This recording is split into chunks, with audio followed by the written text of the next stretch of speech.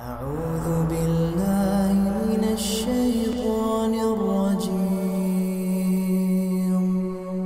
بسم الله الرحمن الرحيم Bismillahirrahmanirrahim. Assalamualaikum warahmatullahi wabarakatuh. Alhamdulillahi ala ihsani wa syukru lahu ala taufiqihi wa amtinani. Asyhadu an la ilaha illallah wahdahu la syarika la ta'ziman li sya'nih. Wa asyhadu anna Muhammadan abduhu wa rasuluhu la nabiyya wa la rasula ba'dah. Wa sallallahu ala nabiyyina Muhammadin wa ala alihi wa ashabihi wa ikhwani. Masyarul muslimat, jemaah yang semoga kita selalu dalam lindungan Allah Subhanahu wa taala. Alhamdulillah, kembali kita dipertemukan oleh Allah Subhanahu wa taala dalam majelis yang mulia ini, di mana kita akan melanjutkan kajian kita membahas tentang beberapa zikir-zikir yang kita baca setiap harinya.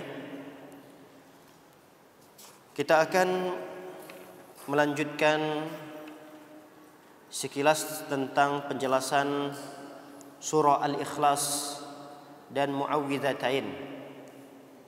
Surah Al-Ikhlas terkait dengan keutamaan-keutamaannya kita sudah jelaskan pada pertemuan yang lalu. InsyaAllah kita akan melanjutkan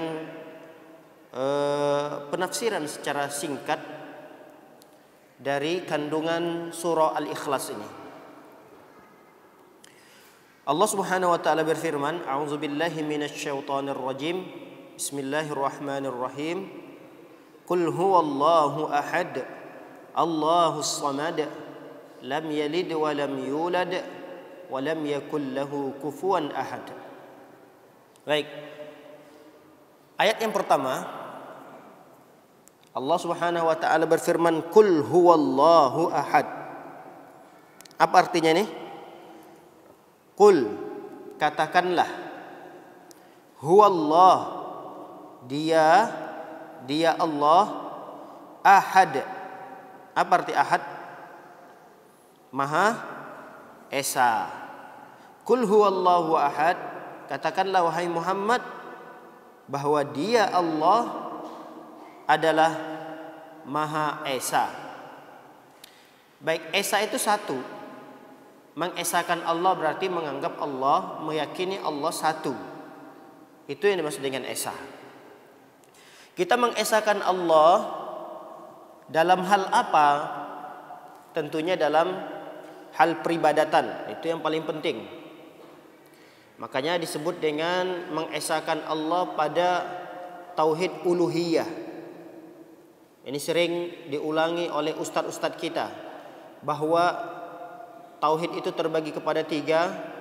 Ada tauhid uluhiyah, ada tauhid apa lagi? Rububiyah, dan yang ketiga tauhid al-asma dan sifat. Baik. Tauhid yang pertama adalah tauhid uluhiyah. Jadi Allah Subhanahu wa taala berhak untuk ditauhidkan dalam hal uluhiyah. Uluhiyah ini maksudnya adalah peribadatan yang dilakukan oleh hamba itu hanya untuk Allah. Doa, salat kita, apalagi ibadah-ibadah yang kita lakukan. Sembelihan kita, nggak boleh kita menyembelih hewan niatnya adalah untuk penunggu tempat ini, untuk penguasa atau penjaga gunung ini, nggak boleh. Karena penyembelihan terhadap hewan itu adalah merupakan ibadah kepada Allah. Kalau penyembelihan itu dipalingkan kepada selain Allah, berarti kita tidak mengesahkan Allah. Berarti kita tidak mentauhidkan Allah. Ada orang bernazar, nazarnya itu untuk selain Allah, itu pun tidak boleh. Ada orang yang bersumpah, sumpah demi langit, itu pun tidak boleh. Karena kalau kita mengatakan sumpah demi langit, sumpah demi ibu, sumpah demi ayah, berarti kita sudah memalingkan ibadah sumpah. Sumpah itu kan ibadah. Ibadah kita kepada Allah. Nah, ketika kita bersumpah kepada selain Allah, itu berarti kita telah beribadah kepada selain Allah. Kalau kita sudah beribadah kepada selain Allah, kita telah melanggar tauhid kepada Allah Subhanahu wa taala pada tauhid uluhiyah. Nah, para hadirin, pada hadirat yang dimuliakan oleh Allah Subhanahu wa taala, ada tauhid yang kedua, disebut dengan tauhid rububiyah. Tauhid rububiyah ini adalah mengesahkan Allah dalam hal perbuatan-perbuatan Allah. Apa contoh perbuatan-perbuatan Allah? Apa contoh perbuatan-perbuatan Allah?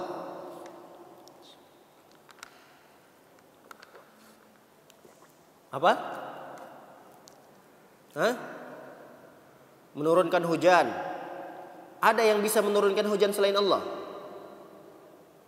Apalagi perbuatan Allah?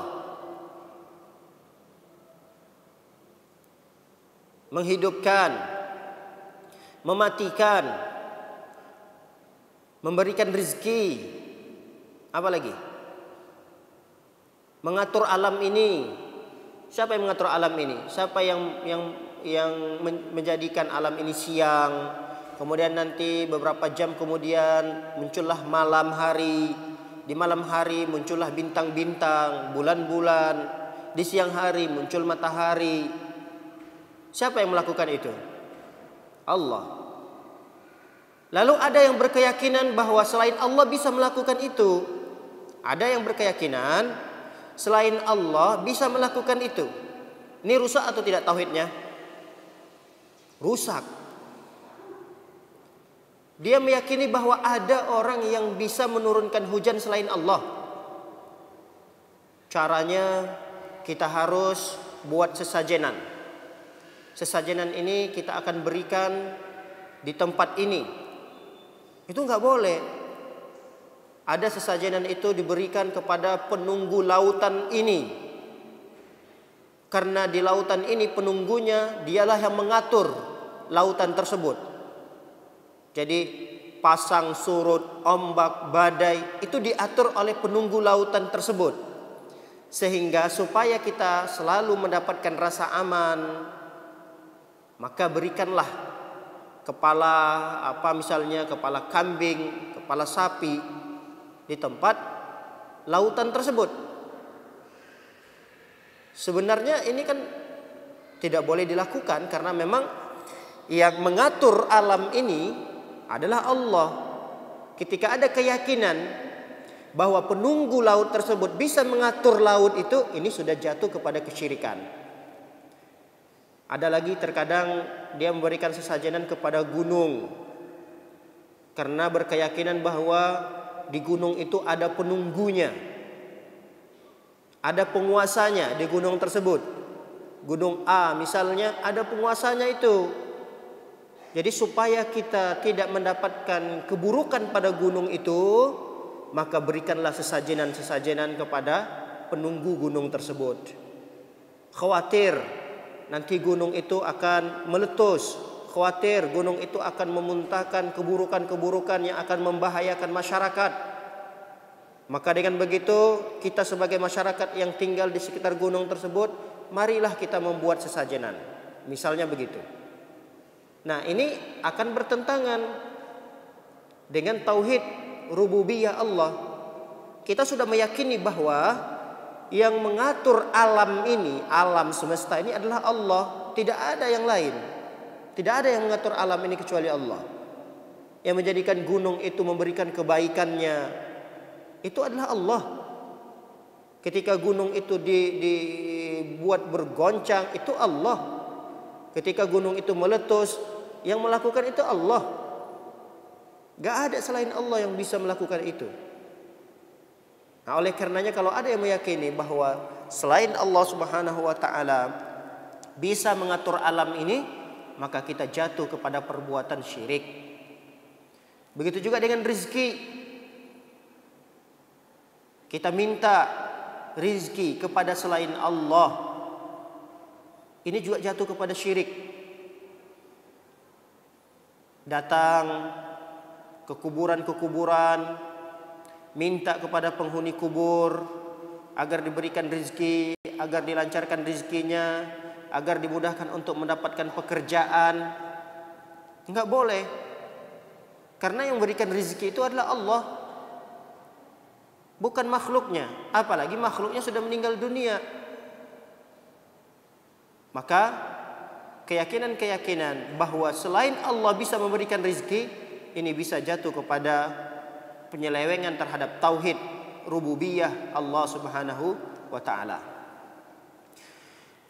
Apalagi ada yang meyakini bahwa ada yang bisa menciptakan selain Allah. Ini luar biasa rusaknya keyakinan orang tersebut. Ada orang yang bisa menghidupkan selain Allah.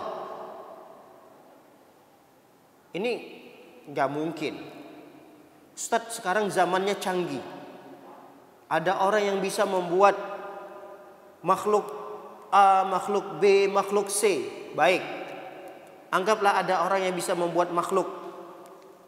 Tapi coba kita tanya, bisa nggak dia berikan nyawa terhadap apa yang dia ciptakan itu? Dia ciptakan apa misalnya? Persis seperti kucing misalnya. Dia buat begini bentuknya, ada bulunya, persis 100% seperti kucing benaran. Menjadi pertanyaannya, bisa nggak kucing yang dia buat tadi itu persis seperti kucing benaran, dia berikan nyawa, kemudian kucing itu hidup, jalan seperti biasanya? Nggak mungkin bisa. Jangankan kucing, makhluk Allah yang lebih kecil daripada kucing, anggaplah lalat. Lalat yang kecil itu, nyamuk yang kecil itu, berkumpullah banyak-banyak profesor misalnya, banyak penelitian ahli ilmu berkumpul, para profesor berkumpul, kemudian mereka bersepakat, yuk kita ciptakan lalat, yuk kita buat lalat. Nggak akan mungkin bisa. Nah, ketika ada orang yang meyakini adanya selain Allah yang bisa menghidupkan, adanya selain Allah yang bisa mematikan, berarti orang tersebut bisa jatuh kepada kesyirikan dalam mentauhidkan Allah pada tauhid rububiyah. Baik, begitu juga dengan tauhid asma wa sifat. Kita harus mentauhidkan Allah, mengesakan Allah pada tauhid asma wa sifat. Apa maksudnya? Maksud daripada tauhid asma wa sifat ini, kita mencukupkan diri dengan meyakini nama-nama dan sifat-sifat yang Allah sudah tetapkan dalam Al-Quran, serta nama serta dan sifat yang telah ditetapkan oleh Rasul dalam hadis. Udah cukup kita yakini itu. Allah punya nama, punya sifat. Siapa yang menamai dan siapa yang mensifati Allah itu? Ya Allah sendiri dalam Al-Quran. Dan kita cukup hanya meyakini Allah punya nama, Allah punya sifat yang Allah namai, yang Allah sifati di dalam hadis-hadis Nabi Sallallahu Alaihi Wasallam. Berarti tidak ada kemungkinan bagi kita untuk menambahi nama-nama Allah atau mengurangi nama-nama Allah. Nggak ada hak kita. Maka tidak boleh kita membatasi misalnya nama Allah itu 7, nama Allah itu 10, nama dan sifat Allah itu ada 20 misalnya. Nggak boleh. Nggak boleh kita membatasi itu. Kita cukup hanya meyakini bahwa nama dan sifat Allah itu sudah Allah jelaskan dalam Al-Quran. Begitu juga nama dan sifat Allah juga sudah dijelaskan oleh Rasul dalam hadis. Dan masih banyak lagi nama dan sifat Allah yang mungkin tidak Allah jelaskan, tapi Allah sembunyikan. Ada sifat dan nama-nama Allah yang masih disembunyikan oleh Allah Subhanahu wa ta'ala. Udah yakini begitu saja.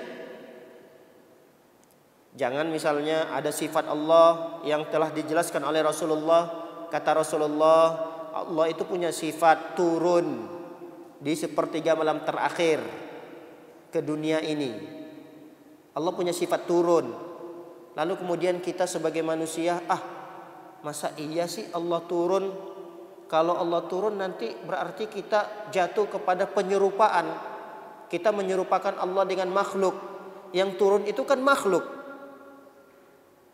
Berarti Allah di sini bukan turun, bukan Allahnya yang turun, tapi rahmat serta ampunan Allah yang turun di sepertiga malam terakhir itu.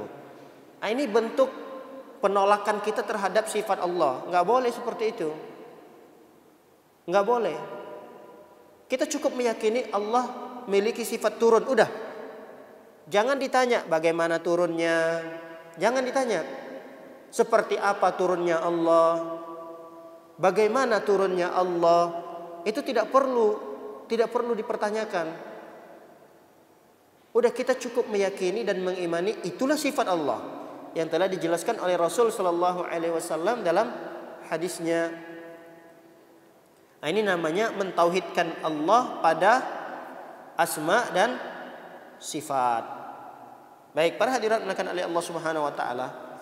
Jangan kita lancang ya. Kadang ada orang yang lancang memberikan nama Allah yang Allah tidak menamai dengan nama tersebut. Banyak kadang orang yang ingin mencari sensasi. Jadi dinamailah Allah itu dengan nama-nama yang Allah tidak menamainya dengan nama tersebut. Dengan menggunakan bahasa daerahnya atau menggunakan bahasa Indonesia, tapi terjemahannya itu tidak pas dengan nama Allah yang asli gitu. Kadang ada yang seperti itu. Ya. Para hadirin oleh Allah Subhanahu wa taala, kita masuk kepada ayat yang kedua dari surah Al-Ikhlas ini. Allahus Samad. Ayat yang kedua, Allahus Samad. Allah adalah tempat meminta segala sesuatu. Jadi Allah itu tempat bergantung kita. Allah itu tempat meminta kita. Itulah maksud daripada As-Samad. As-Samad itu Allah tempat bergantung kita. Allah tempat meminta. Allah tempat menunaikan hajat kita. Kita punya kebutuhan-kebutuhan, hajat-hajat. Minta kepada Allah. Itulah As-Samad. Sebaliknya Allah As-Samad itu, Allah tidak butuh kepada makhluknya. Kita butuh kepada Allah. Tapi Allah nggak butuh kepada kita. Nggak butuh terhadap ibadah yang kita lakukan. Itu Allah yang disebut dengan As-Samad. Makanya para ulama menafsirkan As-Samad ini ada beberapa makna.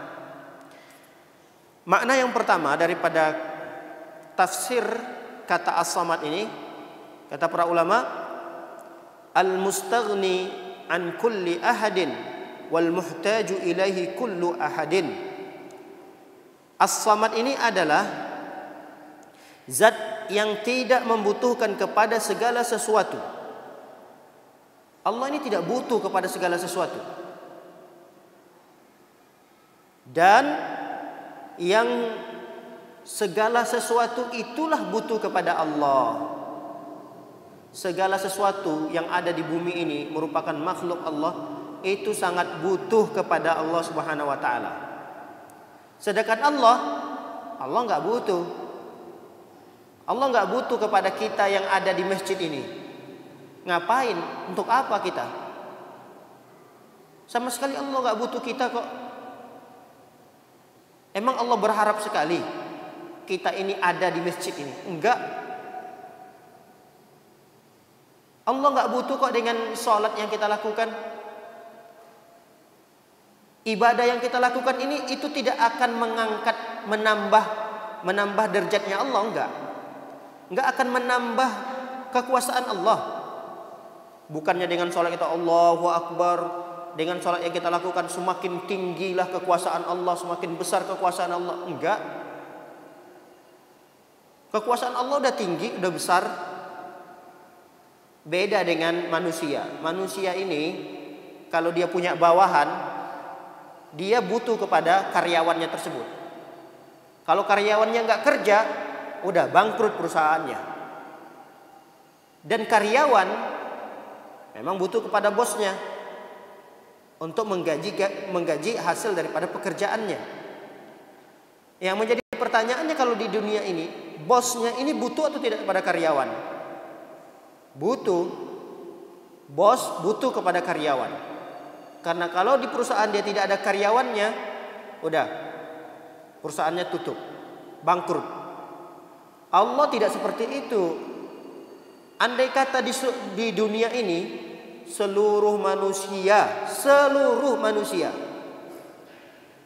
bermaksiat kepada Allah, nggak ada yang taat kepada Allah, nggak ada yang sholat kepada Allah. Andai kata seperti itu tidak akan merugikan Allah.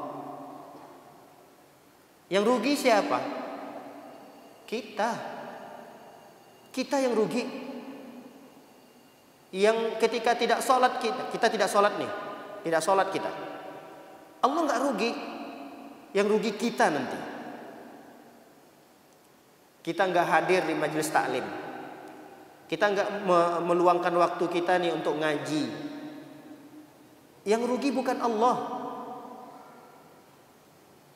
Bukan artinya kalau kita tidak ngaji itu kemudian kekuasaan Allah pada langit itu udah berkurang, kekuasaan Allah pada bumi ini berkurang. Nggak akan berkurang kekuasaan Allah dengan kita tidak mengaji. Tapi kitalah yang kelak akan rugi. Kenapa kita nggak ngaji? Kenapa kita nggak sholat? Kenapa kita nggak sedekah? Kenapa kita tidak melakukan ibadah-ibadah yang lain?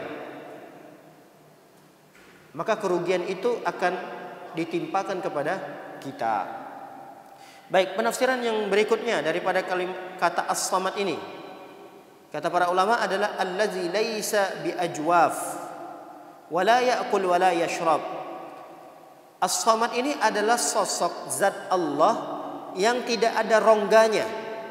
Jadi Allah itu tidak ada rongganya, sehingga dia tidak butuh makan dan tidak butuh minum. Kita kan ada rongga mulut, ada rongga hidung.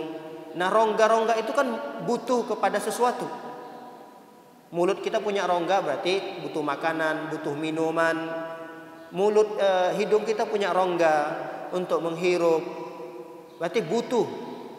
Rongga itu butuh kepada sesuatu. Nah, Allah itu tidak seperti itu. Sehingga Allah tidak butuh makan, tidak butuh minum, tidak butuh udara dan seterusnya. Ini makna daripada as-samad. Ada yang mengatakan makna daripada as-samad itu adalah Allah zat yang sempurna dalam segala sifat yang mulia. Jadi kalau dikatakan as-samad, as-samad itu berarti Allah maha sempurna dalam segala sifat yang Allah miliki. Allah punya sifat mengetahui, berarti pengetahuan Allah itu sempurna. Allah memiliki sifat melihat, berarti sifat melihatnya Allah itu sempurna. Beda dengan penglihatan kita. Penglihatan kita ini kan terbatas. Kalau sudah ada yang menghalangi, misalnya di depan mata kita itu sudah terhalangi oleh tembok, kita nggak bisa melihat di balik tembok itu ada apa. Berarti penglihatan kita nggak sempurna. Pendengaran kita juga begitu. Pendengaran kita pendengaran manusia ini nggak sempurna. Buktikan bahwa pendengaran kita ini tidak sempurna. Coba ibu-ibu sekalian semuanya ngomong. Satu orang yang mendengarkan. Kira-kira yang mendengarkan tadi ini jelas nggak omongannya? Ini ngomong apa? Ini apa? Semuanya ngomong gitu. Pendengaran kita nggak sempurna menyerap pembicaraan itu. Nggak bisa mendengarkan. Kita satu-satu dulu ngomong ya Bu, satu-satu. Ibu mau ngomong apa nih? Silakan. Ibu ini silakan. Kalau semuanya dalam satu waktu ngomong, mungkin sulit bagi kita untuk mendengarkannya. Apa yang ngomong ibu ini? Coba satu-satu. Itu pendengaran kita makhluk. Tapi Allah As-Samad memiliki sifat yang sifatnya itu sempurna. Jangankan 10 orang, 1000 orang dalam satu waktu minta kepada Allah, berdoa, ya Allah saya minta ini ya Allah, yang satunya lagi ya Allah saya minta ini ya Allah, dalam satu waktu, dan doanya itu berbeda-beda. Allah Maha mendengarkan itu. Allah dengar jelas. Itulah sifat Allah Subhanahu wa taala yang begitu sempurna. Ini disebut dengan As-Samad. As-Samad. Misalnya lagi Allah memiliki sifat Al-Halim. Al-Halim, maha lembut, maha bijaksana. Kebijaksanaan Allah SWT itu sempurna. Allah Al-Jabbar, Allah Al-Hakim misalnya, dan seterusnya. Banyak sifat-sifat Allah Subhanahu wa taala, dan ketahui bahwa sifat-sifat Allah itu sempurna. Inilah makna daripada As-Samad.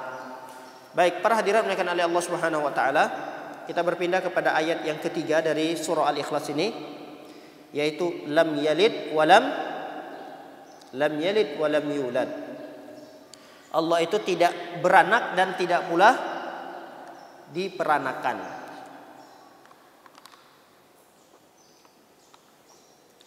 Allah tidak beranak. Maksudnya apa Allah tidak beranak? Apa maksud Allah tidak beranak ini? Allah itu bukan sosok ayah dan Allah itu bukan sosok ibu. Paham? Karena yang beranak itu siapa? Ibu kan? Ibu. Berarti Allah itu bukan seorang ibu, karena Allah itu tidak beranak. Walam yulad, dan Allah itu tidak diperanakkan. Apa maksudnya Allah ini tidak diperanakkan? Hah? Allah itu bukan bukan yang dilahirkan. Sosok Allah itu bukan dilahirkan. Kita kan manusia, adanya kita ini kan karena kita dilahirkan oleh ibu kita. Nah, Allah itu bukan sosok yang terlahir, bukan. Makanya Allah itu tidak beranak dan tidak diperanakkan. Ingat itu. Allah itu tidak beranak dan tidak diperanakkan. Itulah disebut dengan lam yalid walam yulad. Makanya kita kadang kasihan kepada saudara-saudara kaum muslimin kita yang lainnya, yang kadang mereka tanpa menyadari apa yang mereka ucapkan itu melanggar firman Allah ini gitu. Apa buktinya? Apa contohnya? Misalnya ucapan mereka itu melanggar firman Allah lam yalid walam yulad ini. Apa contohnya? Baru saja kita lewatin yang masih hangat lah diingatan kita di tanggal 25 Desember yang lalu, ya kan? Terus diperbincangkan masalah yang seperti itu. Ucapan selamat Natal, ya kan? Ibu-ibu sekalian tahu nggak selamat Natal itu apa artinya? Hah? Natal itu kan kelahiran kan? Kelahiran. Yang diselamatkan di situ siapa? Ucapan selamat kelahiran siapa yang ingin kita ucapkan ini? Isa alaihissalam, ya kan? Sedangkan Isa alaihissalam menurut mereka adalah anaknya Tuhan. Berarti secara tidak langsung kita mengatakan selamat ya, bahwa Isa itu anaknya Tuhan. Enggak boleh. Kita sebagai seorang muslim, keyakinan kita lam yalid walam yulad. Allah itu tidak beranak dan Allah itu tidak diperanakkan. Jadi mohon maaf saya tidak ikut merayakan hari Natal, dan mohon maaf saya tidak mengucapkan selamat kepada kalian. Tapi kami sebagai seorang muslim tidak boleh mengganggu peribadatan yang kalian lakukan. Kami sebagai seorang muslim yang taat, kami tidak mengucapkan selamat, kami tidak ikut merayakan, tapi kami juga tidak boleh mengganggu. Kami tidak boleh menteror, kami tidak boleh mengganggu kenyamanan peribadatan mereka. Kalian yang sedang beribadah, kami tidak ganggu. Nggak boleh kami ganggu. Itulah bentuk toleransi kami kepada kalian yang sedang merayakannya. Tapi jangan kalian berkecil hati kalau kami tidak mengucapkan selamat, karena ini merupakan keyakinan kami. Allah Subhanahu wa taala berfirman, lam yalid wa lam yulad.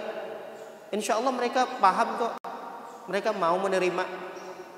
Kadang kitanya saja nih sebagian kaum muslimin yang merasa enggak enakan, nanti kan gimana kita saling bertetangga. Kau yang tinggal di Indonesia ini kan tidak semuanya orang muslim, kan ada agama-agama yang lain.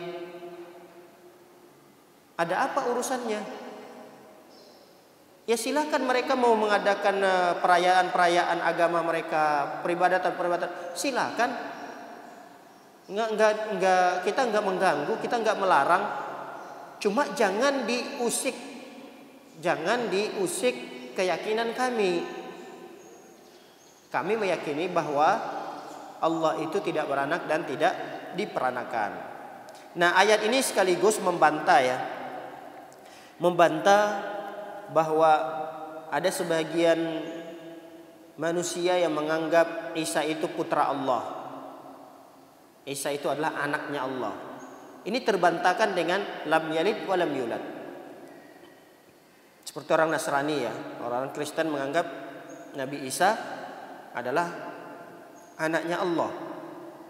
Nah, di Islam lam yalid wa lam yulad. Allah itu tidak beranak dan Allah itu tidak diperanakan. Kalau orang Yahudi menganggap Uzair itu adalah putranya Allah. Kalau di Islam lam yalid wa lam yulad. Ada sebagian agama lagi menganggap para malaikat itu adalah anak perempuannya Allah. Bayangkan. Para malaikat itu mereka yakini bahwa mereka adalah anak perempuannya Allah. Dalam Islam dibantah itu. Islam katakan lam yalid wa lam yulad.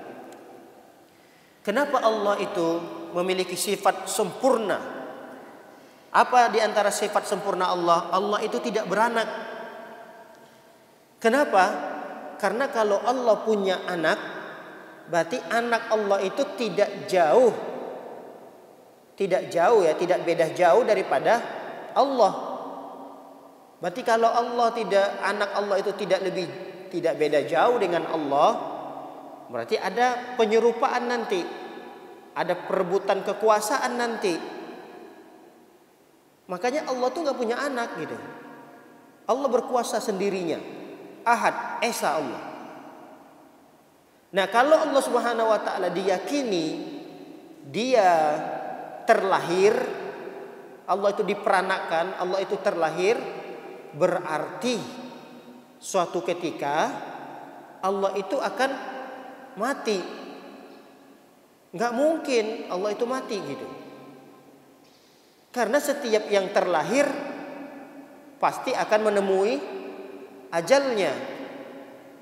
Makanya Allah nggak mungkin memiliki sifat itu. Disebutkanlah walam yulad. Allah itu tidak terlahir. Allah itu tidak diperanakkan. Karena sesuatu yang terlahir, sesuatu yang diperanakkan itu dia akan menemui ajalnya. Dan Allah tidak memiliki sifat itu. Ini sifat Allah. Lam yalid wa lam yulad. Diingat ini, lam yalid wa lam yulad.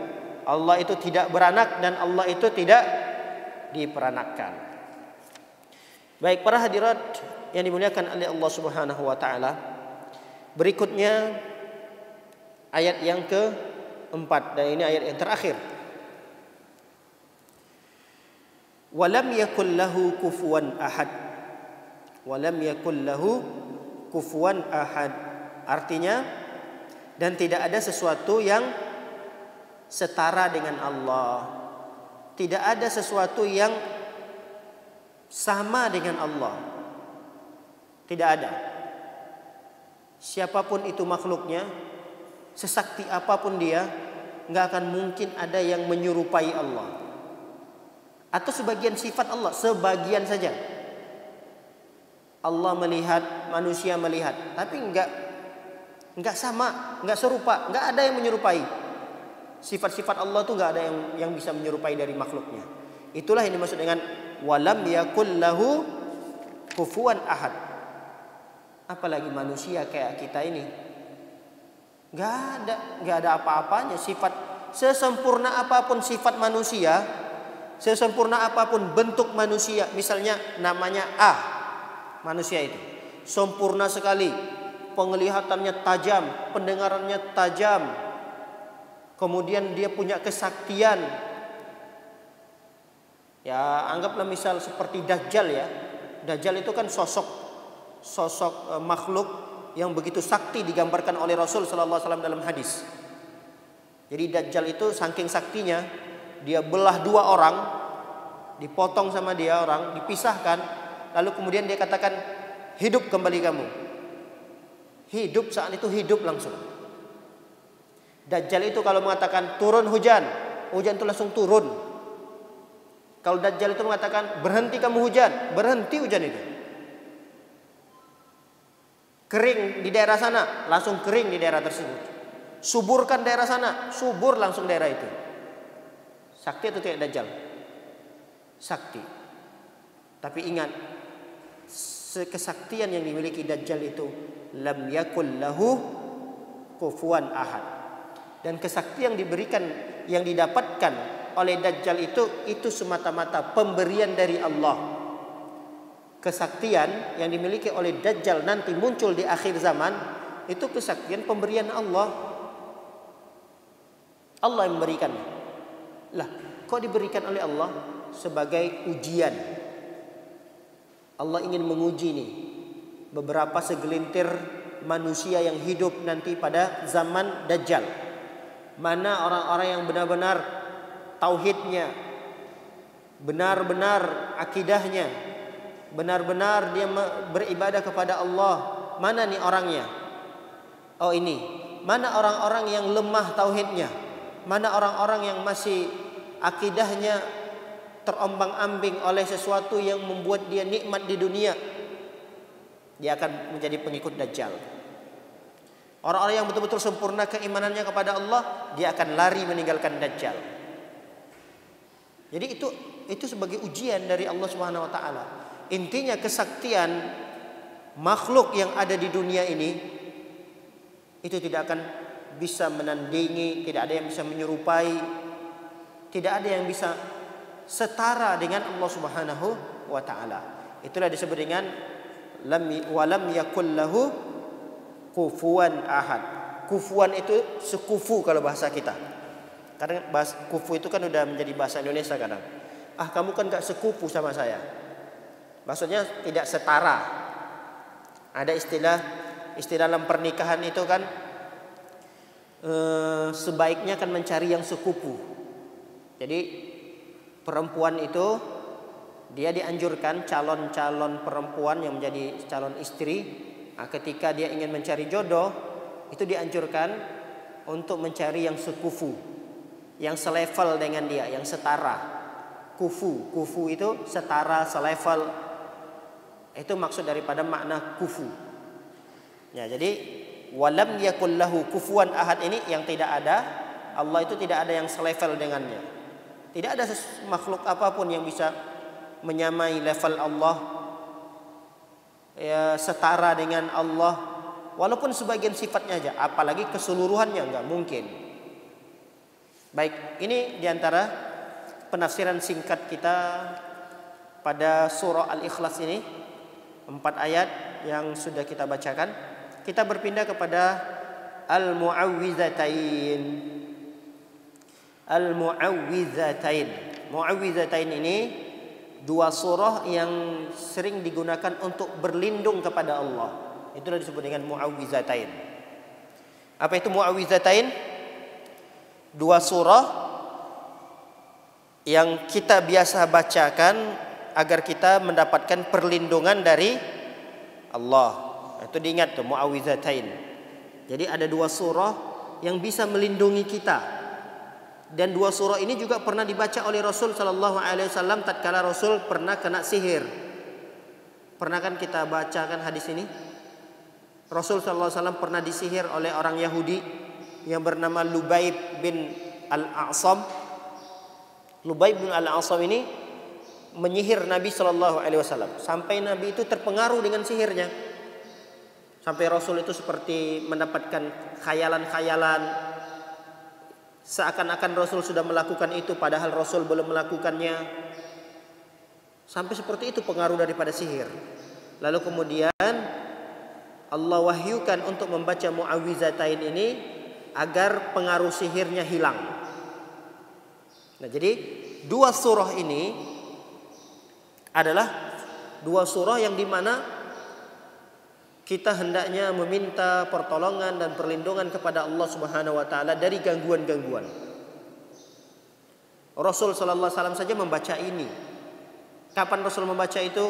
Dicontohkan oleh Rasulullah membacakan Mu'awwizatain ini setiap selesai sholat dibaca oleh Rasulullah. Ketika beliau hendak tidur, Rasul membaca Mu'awwizatain ini. Ketika Rasul SAW berada di pagi hari Rasul membaca Mu'awwizatain ini. Ketika nanti Rasul berada di petang hari, Rasul membaca Mu'awwizatain ini. Kadang kita terlalu pede gitu. Terlalu pede. Ustaz, kita kan hidup di negeri yang aman. Kita kan masih muda. Kita masih sehat. Kok minta pertolongan dan perlindungan? Buat apa sih kita baca-baca ini minta pertolongan dan perlindungan? Untuk apa sih? Orang kita masih sehat-sehat aja. Kita tinggal di perumahan yang aman. Nah, ini kadang ada orang yang tertipu dengan keadaannya. Ada orang tertipu seperti itu. Dia mengira apa yang dia rasakan saat ini itu juga akan dia dapatkan nantinya, besoknya, seminggu berikutnya, sebulan berikutnya. Ini orang tertipu, maghrur. Dia lupa bahwa manusia itu lemah. Dia lupa bahwa keburukan-keburukan yang ada di muka bumi ini siap dan kapan saja akan bisa menyerangnya. Dia lupa perkara itu. Dia mengira bahwa tinggalnya dia di tempat yang aman, di perumahan yang aman, yang nyaman, yang asri, dan seterusnya. Dia lupa bahwa musibah Allah kapan saja, di mana saja akan bisa turun. Nah, inilah fungsinya kenapa kita selalu mengamalkan dan membaca Mu'awwizatain ini, supaya kita bisa mendapatkan pertolongan dan perlindungan dari Allah Subhanahu wa taala. Baik, para hadirat dimuliakan oleh Allah Subhanahu wa taala. Kita bacakan surah surah Al-Falaq.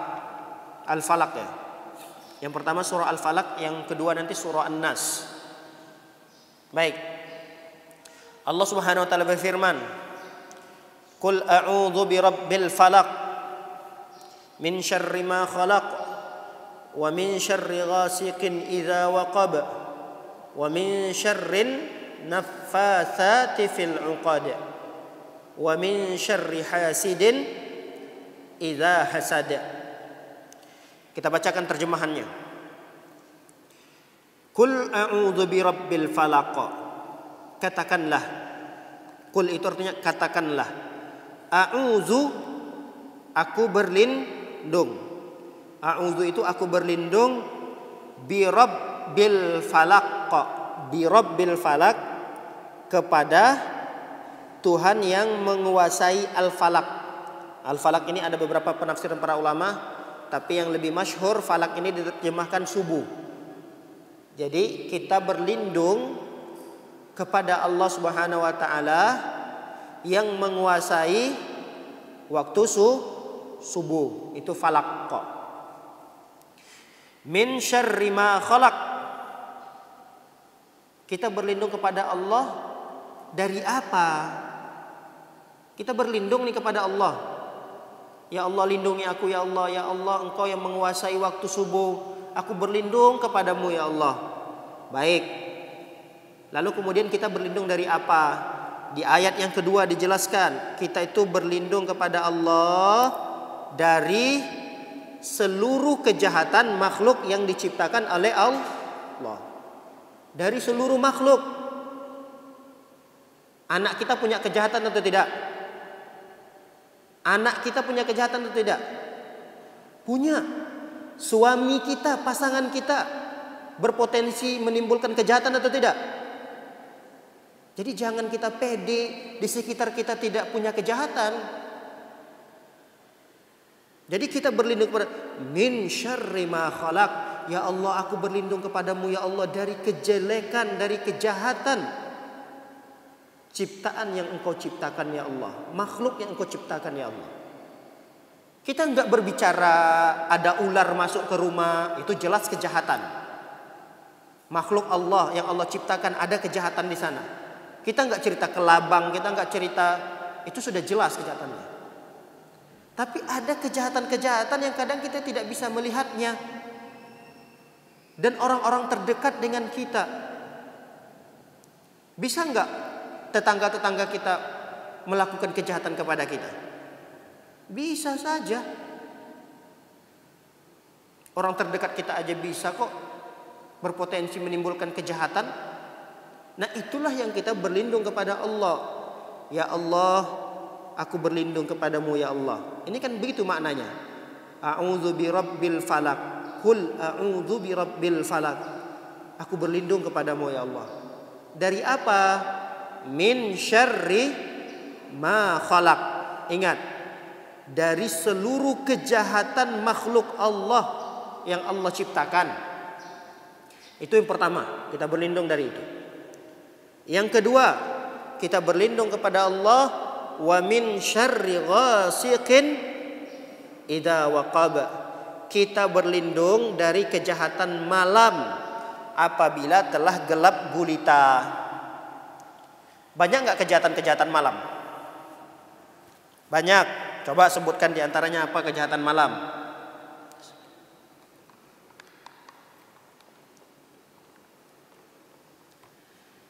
Yang dimaksud dengan kejahatan malam bukan malamnya ya Bu.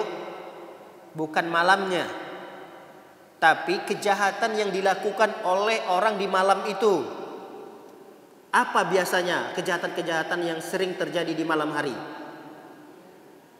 Bukan kejahatan malam. Oh, masa malam bisa jahat kayak kita? Bukan itu maksudnya. Paham? Yang dimaksud adalah kejahatan-kejahatan yang biasa terjadi di malam hari itu. Contohnya apa? Orang biasanya kalau ke diskotik itu di siang hari itu di malam hari. Kebanyakan kalau orang berzina itu kapan? Di malam hari. Kebanyakan orang narkoba itu di malam hari atau di siang hari. Artinya banyak sekali kejahatan-kejahatan itu terjadi di malam hari. Pencurian itu biasanya terjadi di siang hari atau di malam hari. Mungkin ada di siang hari, mungkin ada. Tapi kebanyakan orang bereaksi, orang bekerja, melakukan kejahatannya itu ya di malam hari.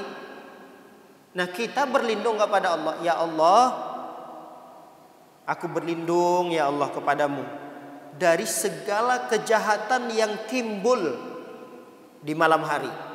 Kita kan nggak tahu. Kita asik-asik tidur, tiba-tiba ada kejahatan di malam hari terjadi di rumah kita. Ternyata alhamdulillah sebelum tidur kita membaca mu'awwizatain ini. Hari-harian kita membaca mu'awwizatain ini.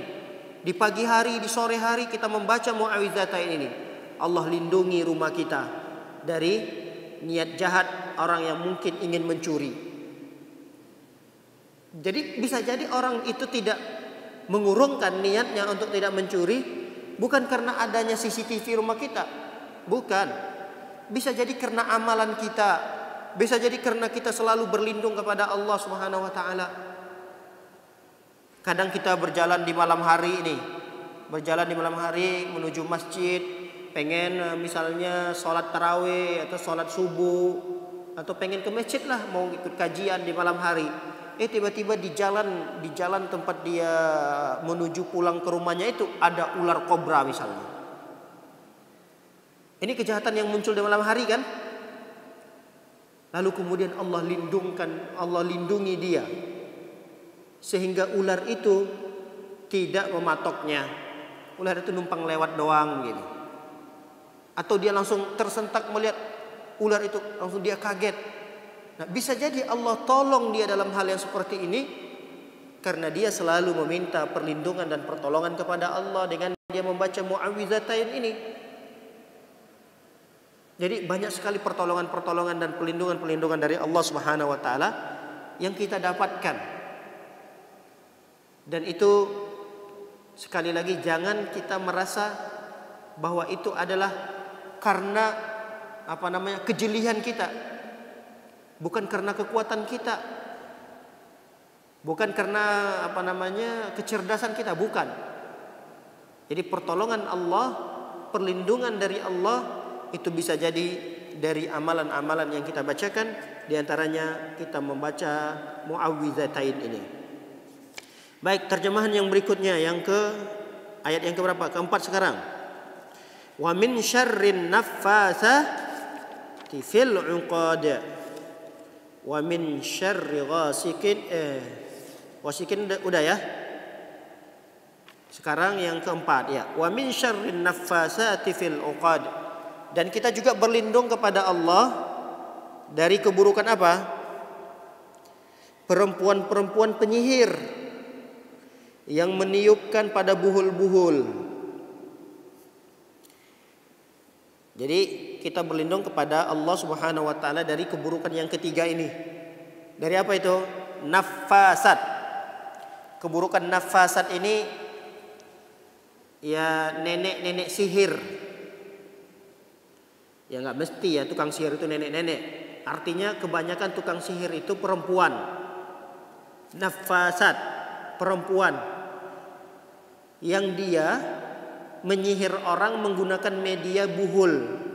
Buhul itu bisa jadi tali-tali apa yang diikatnya, kemudian dibacain mantra, ditiupkan di tali itu untuk menyantet ibu fulanah itu misalnya. Bisa jadi dia gunakan boneka apa gitu. Lalu kemudian dia tiup-tiupkan, dia baca mantra, dia tiupkan di boneka tersebut untuk menyantet ibu fulana misalnya. Dan rata-rata sihir itu memang terjadi di waktu malam juga gitu. Makanya kita berlindung kepada Allah Subhanahu wa taala ini dari tukang-tukang sihir seperti ini.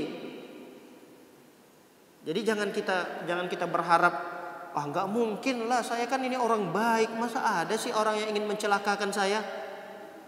Jangan terlalu pede seperti itu. Kita nggak tahu dalam bermuamalah siapa orang yang mungkin tersakiti oleh ucapan kita. Dalam bermuamalah siapa orang yang tersinggung tatkala kita berbicara. Nah, ketersinggungan itu menjadikan dia gelap mata sehingga dia datang ke dukun ini, ke dukun sana untuk mengirimkan keburukan kepada kita, untuk mengguna-guna kita, menyantet dan seterusnya, mengganggu keluarga kita. Kita nggak tahu. Makanya kita tetap harus menjaga diri, berlindung kepada Allah Subhanahu wa taala. Di antara keburukan-keburukan yang kita berlindung darinya adalah keburukan dari tukang santet, tukang sihir. Ya, orang-orang yang mengirimkan keburukan melalui bantuan-bantuan jin. Ini ada pelajaran tersendiri ya terkait dengan tukang sihir, dukun. Itu ada pembahasan tersendiri dalam kitab tauhid. Tapi intinya kita sebagai seorang muslim, seorang muslimah, kita harus punya benteng. Kita harus punya kekuatan diri yang dengan begitu kita bisa membentengi diri kita agar tidak terpengaruh dengan sihir itu. Betapa banyak kadang orang-orang yang banyak kita dapati tetangga-tetangga kita, Masya Allah, orangnya baik, tapi diganggu oleh syaitan, dirasuki oleh jin. Kadang keluarganya menjadi tidak bahagia. Yang dulunya keluarganya sangat tentram, bahagia, nyaris tidak terlihat ada pertengkaran di keluarganya. Sekarang Masya Allah, antara suami dan istri hari-harinya berantem, kemudian mengakibatkan perceraian terjadi. Bisa jadi akibat daripada sihir itu, yang tadinya 10 tahun 20 tahun sudah berumah tangga, dengan sihir tersebut retak rumah tangga, hancur rumah tangga, terjadilah perceraian antara suami dan istri. Dan itu bisa jadi karena akibat daripada sihir. Nafasat tadi, nafasat, penyihir perempuan yang dia meniupkan itu kepada uqad. Uqad itu adalah buhul. Apa itu buhul? Buhul tadi media-media. Biasanya tukang sihir itu menggunakan media-media untuk menyihir orang. Kadang menggunakan media foto. Hati-hati nih, yang sering selfie-selfie, foto-foto. Bisa jadi foto kita itu diambil sama orang yang mungkin tidak terima dengan perlakuan kita dulunya. Diambil foto kita, dikasih ke dukun, kemudian foto kita itu dijadikan media untuk menyantet, media untuk mengganggu keluarga kita. Bisa terjadi. Nah, untuk menghindari itu, berlindunglah kepada Allah Subhanahu wa taala. Salah satu caranya dengan membaca muawwizatain ini, membaca surah Al-Falaq. Membaca surah Al-Falaq. Dengan begitu, sihir yang akan masuk ke kita, gangguan-gangguan jin yang akan masuk ke rumah kita, itu bisa terbentengi, terhalangi oleh amalan-amalan, zikir-zikir yang kita bacakan di pagi hari, di petang hari, sebelum tidur. Bacakan surah ini. Sehingga kalau kita pun dalam kondisi terlalaikan, tidur itu kan kita dalam kondisi lalai. Kadang disitulah kesempatan sihir itu masuk. Dalam kondisi kita lalai, dalam kondisi kita tidak berzikir kepada Allah, dalam kondisi kita sedang enak tidur. Nah, kita nggak tahu nih datang sihir itu di waktu-waktu tersebut. Maka di waktu-waktu kita lalai itu, bentengi diri kita dulu, supaya tatkala kita sedang tidak siap, sedang dalam kondisi lalai, kita tetap dalam penjagaan Allah Subhanahu wa taala. Nah, bentengilah diri kita sebelum tidur, diantaranya dengan membaca surah Al-Falaq ini. Baik para hadirat melakukan oleh Allah Subhanahu wa taala. Ayat yang berikutnya apa? Wa min syarri hasidin idza hasad. Dan kita juga berlindung kepada Allah Subhanahu wa taala dari kejahatan orang yang hasad. Kita juga berlindung kepada Allah dari kejahatan orang yang hasad. Orang yang hasad itu apa? Orang yang dengki. Ada enggak orang yang dengki kepada kita? Ada enggak orang yang dengki kepada orang yang baik? Hah? Enggak ada? Ada. Siapa bilang orang yang baik tidak didengki orang? Enggak ada orang di muka bumi ini yang tidak mendapatkan aman lah. Enggak ada orang yang aman dari sifat dengki orang lain. Mau orang tersebut sudah kita baikin dia, enggak pernah kita sakitin, enggak pernah kita berbuat buruk kepadanya, tetap saja orang yang baik tersebut akan mendapatkan hasad dari orang lain, dengki dari orang lain. Tetap saja. Kurang baik apa lagi Rasulullah sallallahu alaihi wasallam? Ada yang meragukan kebaikan Rasulullah? Ada yang meragukan kesolehan Rasulullah? Ada yang meragukan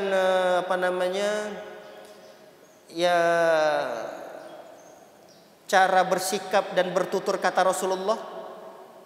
Enggak ada. Rasul ini orang yang baik.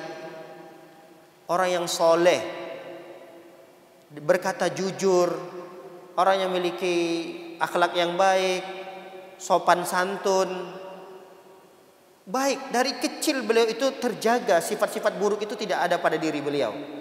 Dari sejak beliau kecil sampai beliau dewasa, sampai beliau berumah tangga. Sampai beliau berumah tangga, beliau itu tidak pernah mendapatkan. Halo?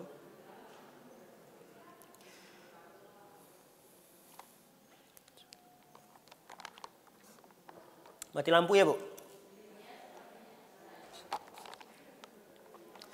Terdengar gak suara saya, Bu?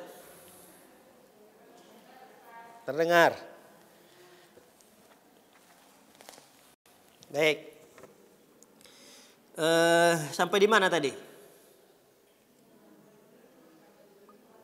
Hah? Oh, sampai Rasulullah ya. Ada yang meragukan kesolehan Rasulullah? Enggak. Tapi Rasulullah mendapatkan dengki dan hasad dari orang lain atau tidak? Rasulullah ketika diutus menjadi Rasul, ada enggak orang yang berbuat dengki? Ada enggak yang berhasad dengan Rasulullah? Banyak. Kalau tidak ada orang yang dengki, tidak ada orang yang hasad kepada Rasulullah, Rasul tidak terusir dari kampung halamannya. Kalau tidak ada orang yang dengki dan tidak ada orang yang hasad kepada Rasulullah, Rasul enggak hijrah dia ke Madinah. Rasul enggak terpisah dengan keluarganya. Berarti sebaik apapun orang, dia berpotensi mendapatkan sikap buruk dari orang lain. Siapapun itu, apalagi kita. Kita kadang punya apa misalnya? Punya motor baru. Nah, ini bahaya nih. Punya motor baru. Kadang ada orang yang benci dengan kita yang punya motor baru, tapi ada orang yang kepanasan. Ada nggak orang yang seperti itu? Ada atau tidak? Kita baru beli baju nih, baju baru. Kita pakai baju baru itu. Nanti ada aja orang yang yang dengki, yang hasad, yang tidak suka dengan kita. Ada atau tidak?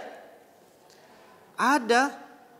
Nah, kita berlindung kepada Allah dari sifat-sifat hasad seperti itu, sifat-sifat dengki seperti itu. Karena kita sebagai manusia nggak akan mungkin lepas dari hasad dan dengki orang lain. Nggak mungkin. Apalagi dalam bermuamalah duniawi kita ya. Kita jangan terlalu jauh lah membahas contoh-contoh hasad ini. Kita harus pahami dulu, apa sih hasad itu? Apa sih hasad? Dengki ya. Sama, dengki, hasad. Jadi kata para ulama, seseorang itu dikatakan sudah berbuat hasad. Seseorang itu sudah dikatakan dia dengki tatkala dia tidak suka kepada orang tersebut. Paham Ibu? Paham tidak nih? Tatkala ada seseorang yang sudah tidak suka kepada orang itu, dia sudah dengki nih. Orang itu punya apa misalnya HP baru. Dilihat sama orang, langsung dia melihatnya kayak sinis gitu dia ngelihatnya. Langsung dia, yalah, HP kayak gitu aja, dipamer-pamerin. Ada orang yang tidak suka. Nah, ketidaksukaan kita melihat nikmat yang dimiliki orang itu sudah dianggap kita dengki. Kita sudah punya sifat hasad. Paham ini? Jadi coba nilailah diri masing-masing. Tatkala temannya punya sesuatu, dapat nikmat dari Allah. Nah, kita lihat nih diri kita, bagaimana sikap kita. Kita ucapkan selamat nggak sama orang itu? Kita doakan kebaikan nggak untuk orang itu? Kalau kita punya sifat seperti nggak suka, paling-paling juga HP itu HP anaknya, Paling-paling itu HP dibeli dari gaji korupsi suaminya.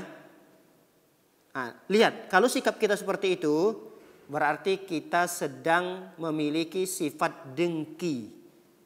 Paham? Paham itu nih? Dan akan bertambah parah kondisi kita tatkala kita ingin nikmat itu hilang dari orang lain. Kami ulangi, akan bertambah parah kondisinya tatkala kita menginginkan nikmat itu hilang dari orang tersebut. Tadi dia misalnya punya HP baru. Selain dia nggak suka orang itu punya HP baru, dia pengen sekali HP itu hilang dari orang itu. Berarti ini dengki plus lagi. Plus apa? Plus nikmat itu pokoknya udahlah jangan lama-lama di dia. Semoga HP-nya hilang kececer. Semoga HP-nya rusak. Pokoknya hilanglah nikmat itu pada diri seseorang. Ini bertambah lagi dosanya. Akan bertambah lagi parahnya keadaan orang tersebut kalau dia pengen nikmat itu pindah ke dia. Gimana caranya nih supaya HP itu hilang di dia, tapi saya dapat HP yang sama seperti dia? Berarti nikmat orang lain itu hilang dan nikmat itu pindah ke dia. Ini bertambah lagi buruknya kondisi orang tersebut. Nah, ini umumnya banyak terjadi pada diri kita, pada saudara-saudara kita. Kadang tanpa kita sadari, tatkala kita melihat ada orang yang mendapatkan nikmat dari Allah, bukannya kita doakan kebaikan, semoga diberkahi oleh Allah. Misalnya apa sih? Dia punya rumah baru, udah kita ucapkan selamat ya. Sudah jadi rumahnya, semoga Allah berkahi rumahnya. Semoga rumah ini menjadi rumah yang mendatangkan kebahagiaan untuk keluarganya.